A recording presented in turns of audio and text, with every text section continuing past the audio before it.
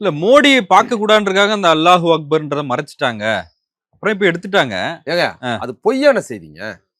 பொய்யான செய்தி. அதாவது திமுக எதிர்ப்பாளர்களா இருக்கிற பொய்யர்கள் பரப்புன செய்தி. இல்ல அப்ப ஏன் மறைக்கணும் அத? யாரும் மறைக்கலங்க. அந்த மசூதியில இருக்கிற பொறுப்பாளர் அவர் பேட்டி குடுத்திருக்காரு. ஏங்க நாங்க கட்டட வேலை பார்த்திருக்கிறோம். கட்டட வேலைலாம் முடிஞ்சு போச்சு. இப்ப பிரிக்க போறோம். கொம்பெல்லாம் பிரிக்க போறோம். சில இது டச்சஸ் பண்ணி எல்லாம் பிரிக்க பிரிக்க போகும்போது அந்த அல்லாஹு அக்பர்ங்கிற பேர்ல வந்து கரை பற்றக்கூடாதுங்கிறதுக்காக நாங்க தாங்க 2 நாளைக்கு முன்னால அது மேல இத போட்டு மூடி வச்சோம். எவங்க சொன்னான்னு அவர் பேட்டி குடுக்குறாரு. இது ஒரு அக்கப்பொருள் இதெல்லாம். இது மாரி தாங்க எல்லாவற்றிலும் இதுபோல் வந்து பொய்யான செய்திகள உண்மை போல் சித்தரிப்பது. வக்ஃப் வாரியத்துக்கு ஓட்டு அந்த பக்கம் போடுறது.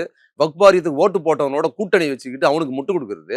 இந்த பக்கத்துல இல்லாத செய்திய திமுக மேல அவதூறு போட்டு, அது பொய்யான செய்தின்னு அவர் சொன்னதுக்கு பிற்பாடு அதிமுக எதிரா தானே வாக்களிச்சிருக்காங்க. ஏங்க வாக்கு அளிக்க வேண்டிய நிர்பந்தம் இருக்கு. இல்லன்னா எப்படி வாக்களிக்க முடியும்? இன்னைக்கு இந்த இப்ப சூழல்ல அன்புமணி புறக்கணிச்சிருக்காரு. ஆமா அ. அன்புமணி கலந்துக்கல. புறக்கணிச்சு. ஆனா இவர் வாரியத்துக்கு எதிரா வந்து வாக்களிச்சு தானே ஆகணும். இல்லாட்டி இங்க வந்து இருக்கிற வண்டி எதுவுமே ஓடாதுல்ல சுத்தமா. இது எவ்வளவு பெரிய மோசமான விஷயம் அது.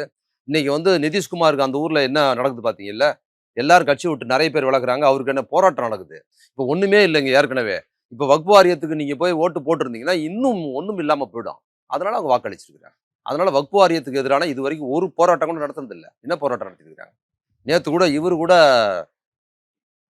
நடிகர் கூட அவரு கூட அடையாள போராட்டம் நடத்துனாய்ங்க. சாயங்காலம் டிஃபன் சாப்பிட வாங்கன்னு விட்டுட்டு போயிட்டாய்ங்க. அவிங்க கூட ஏதோ ஒரு ஒப்புக்கு நடத்துனாங்க. அது கூட பண்ணலையே! நீங்க அது கூட பண்ணலையே! என்ன பண்ணீங்க? கருப்பு உடை அணிஞ்சுக்கிட்டு சட்டசபைக்கு வாங்கன்னா, கருப்பு அடைய முடியாதுன்னு போயிருக்கீங்க. நாடாளுமன்றத்துக்குள்ளார. அப்ப நீங்க என்ன பண்ணியிருக்கிறீங்க? அப்போ உங்களோட நிர்பந்தின் காரணமா தான் நீங்க வக்ஃப் வாரத்துக்கு மத்ததெல்லாம் பண்றீங்க. இதுக்கு முன்னால வந்து சிஏஏ சட்டத்துக்கு ஓட்டு போட்ட ஆளு தானே நீங்க. நீங்க தான் நடைமுறைக்கு ஓட்டு போட்டு வந்தீங்க. அது கூட்டணி தர்மத்துக்காக. இப்ப இப்பவும் கூட்டணியில இல்லையே. இப்ப இல்லன்னாலும் வண்டி ஓடாது. நீங்க வக்ஃப் வாரியத்துக்குலாம் நீங்க ஆதரிச்சு பேசிட்டீங்கன்னா, அதுக்கப்புறம் உங்க வண்டி இருக்கிறது ஒண்ணும் இல்லாம போயிடும். முஸ்லீம்கள் மட்டும் இல்ல. இருக்கிற எந்த இந்துக்களும் உங்கள மதிக்க மாட்டாங்கங்கிறதுனால தான் அவங்க அத நிலைப்பாடு எடுத்துக்கிறாங்க.